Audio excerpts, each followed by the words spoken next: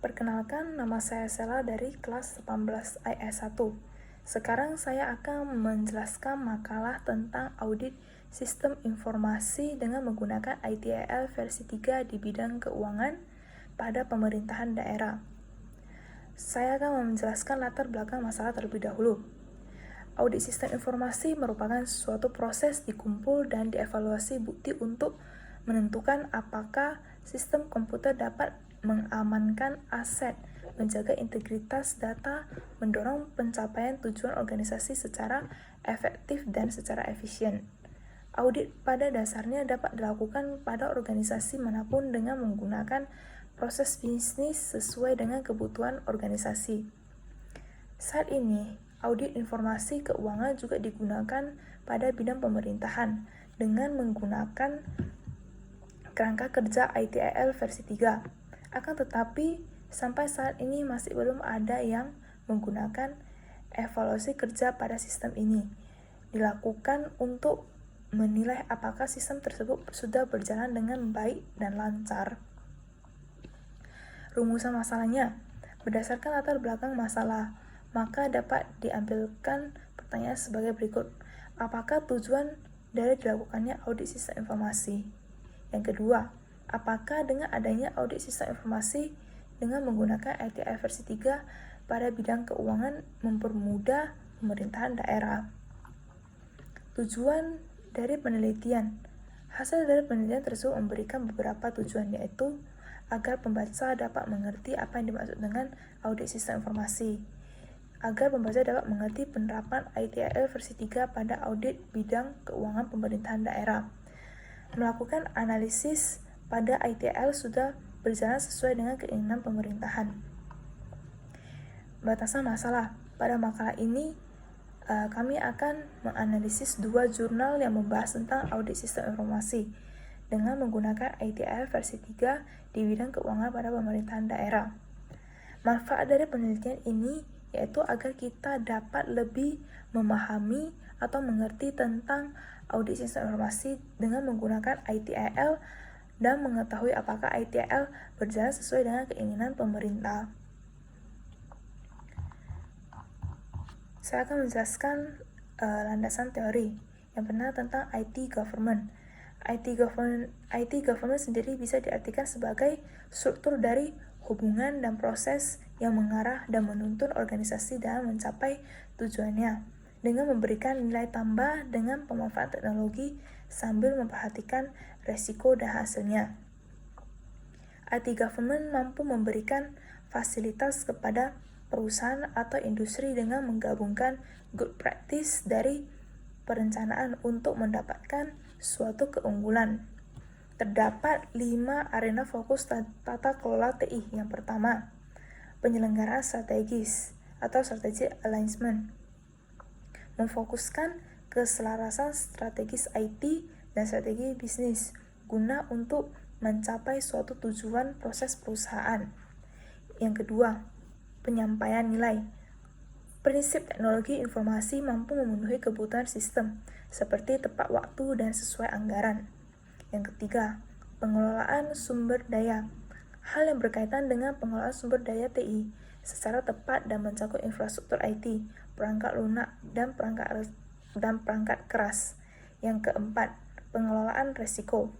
Mengantisipasi terjadinya risiko yang mungkin dihadapi sehingga saat terjadi risiko tidak menyebabkan kerugian. Contohnya, risiko terjadi saat diserang virus. Yang kelima, kerangka kerja. Mengawasi dan mengevaluasi penerapan tata kelola teknologi informasi serta pemanfaatan sumber daya dengan menggunakan suatu kerangka TI.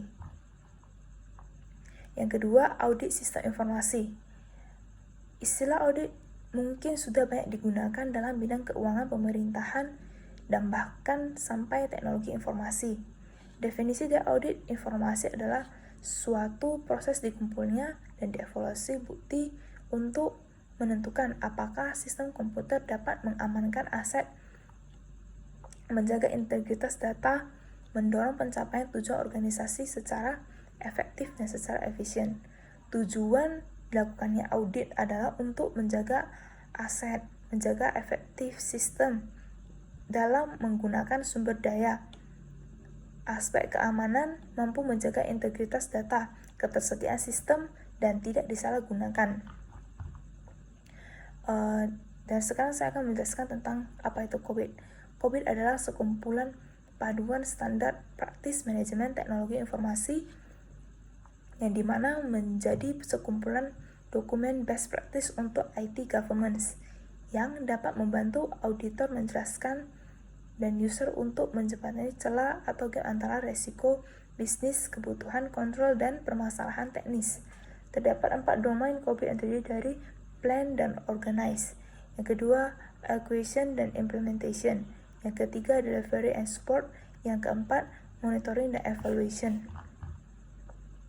Yang keempat, ITIL adalah suatu rangkaian dengan konsep dan teknik umum yang menggambarkan best practice layanan TI. Terdapat 5 volume pembentukan ITIL. Yang pertama adalah service strategy. Strategi ini berisi cara untuk melakukan kepentingan organisasi dalam usaha untuk memberikan pelayanan yang terbaik. Yang kedua, service design diharapkan untuk dapat menciptakan sesuatu lingkungan yang kondusif agar dapat memberikan pelayanan yang terbaik.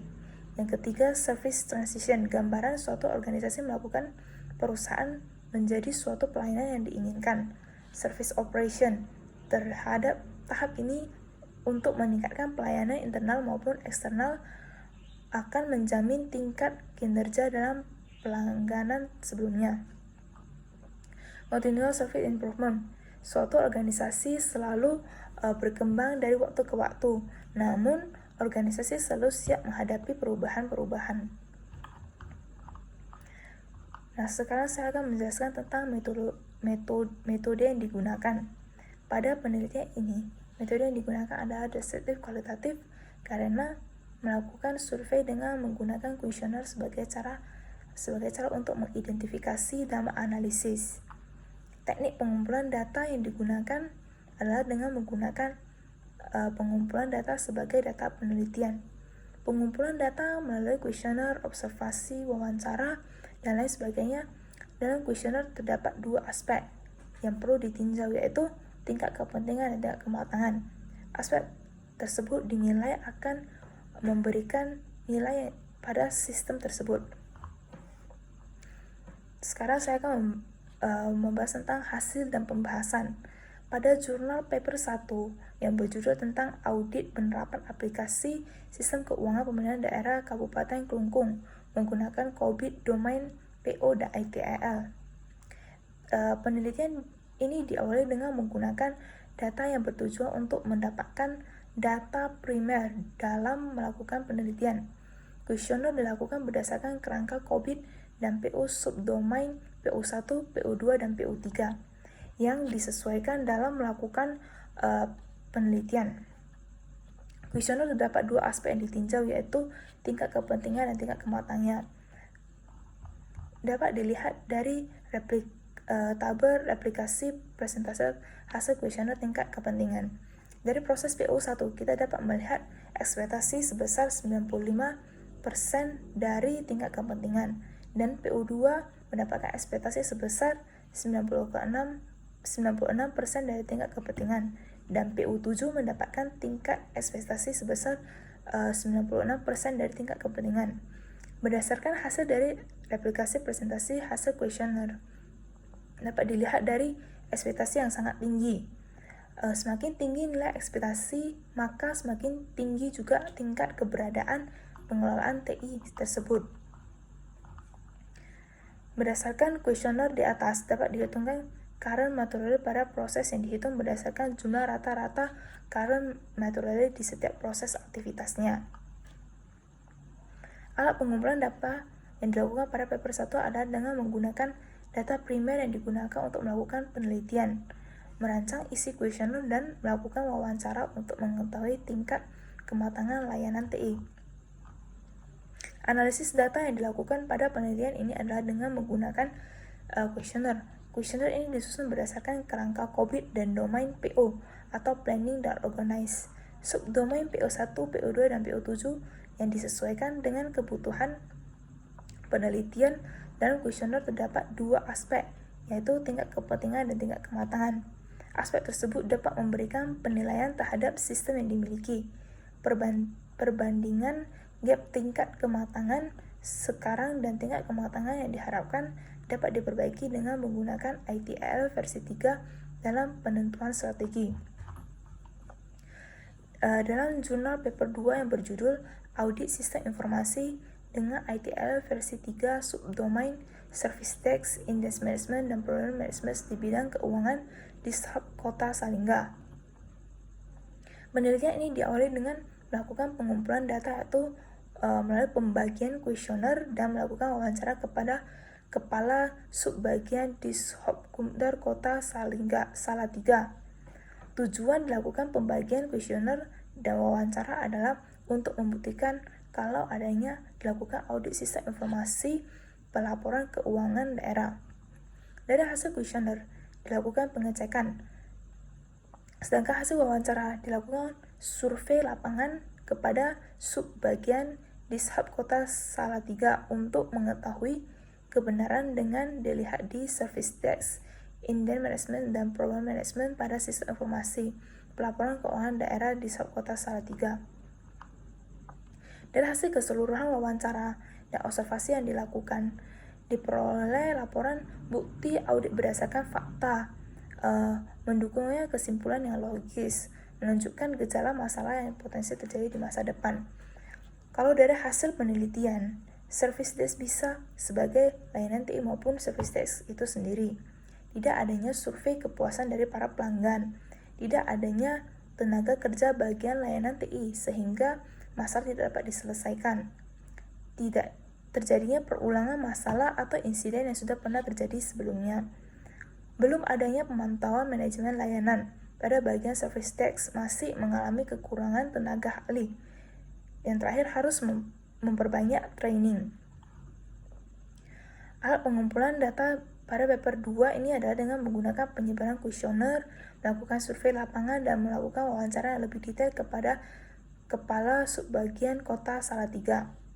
Analisis yang diperoleh lalu diolah, dianalisis, dan diketahui temuan-temuannya atas audit yang dilakukan berdasarkan bukti study literature. Hasil analisis dapat berupa rekomendasi yang merujuk dari hasil analisa data. Kelebihan dari analisis jurnal paper 1, kerangka kerja menggunakan COVID dan ITIL pada sistem informasi keuangan sudah menerapkan best practice dalam pengelolaan IT untuk mencapai objektif organisasi. Sedangkan pada jurnal paper 2 sudah menerapkan standar auditing ISSA atau Information System Audit dan Control Association dengan baik.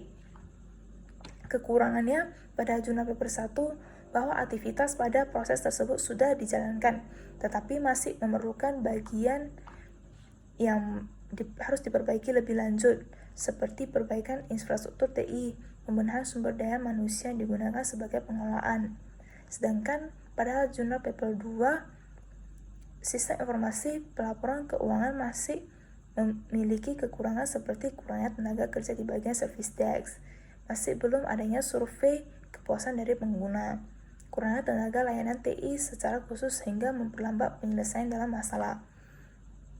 Dari hasil analisa saya, kedua jurnal tersebut dalam melakukan penelitiannya menggunakan kerangka kerja ITIL versi 3. Keduanya sama-sama dalam tata kelola layanan IT, namun perbedaan pada jurnal ke-1 ada menggunakan kerangka COVID versi 4.1 karena kedua pendekatan dalam IT government dan tata kelola layanan TI yang saling melengkapi. Kedua jurnal ini menggunakan metode pengumpulan data yang sama, yaitu dengan menggunakan pembagian kuesioner dan wawancara. Dengan dilakukan metode tersebut dapat meningkatkan kelola layanan TI. Dari penulisan ini dapat disimpulkan bahwa kedua jurnal tersebut sama-sama menggunakan ITIL dan sistem informasi keuangan daerah. Proses penerapannya masih membutuhkan perbaikan lebih lanjut, artinya penerapan kerangka kerja ITIL belum tentu mendapatkan hasil yang bagus dan masih memerlukan peningkatan. Saran agar diberikan dari kedua jurnal tersebut adalah perlu adanya perbaikan infrastruktur IT dan pelayanan-layanan TI. Tujuannya akan memberikan kepuasan bagi para pengguna atau para user. Sekian dari makalah yang saya jelaskan. Terima kasih.